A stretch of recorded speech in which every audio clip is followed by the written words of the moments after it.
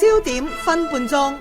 川普總統嘅代言人就係一位叫做 Karoline Leavitt 嘅白宮新聞主任，佢每一日都主持新聞發佈會，答記者有啲好刁鑽甚至故意為難嘅問題，佢都非常輕鬆同埋專業咁樣應付。Caroline 係有史以來最年輕嘅新聞主任，今年只有27歲，但係有非常高嘅智慧同埋口才。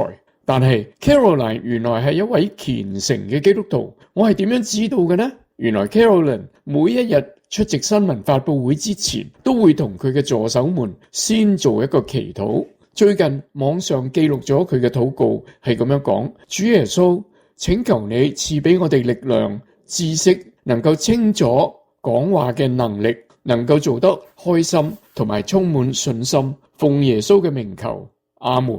祈禱只有短短10幾秒，但係已經表現咗佢嘅信仰同埋依靠主耶穌嘅信心。聖經話，敬畏耶和華係智慧嘅開端，認識至聖者便是聰明。的確，人嘅聰明智慧係嚟自上帝嘅。我鼓勵你有機會就到你屋企附近嘅教會聽聖經嘅道理。我係林修榮。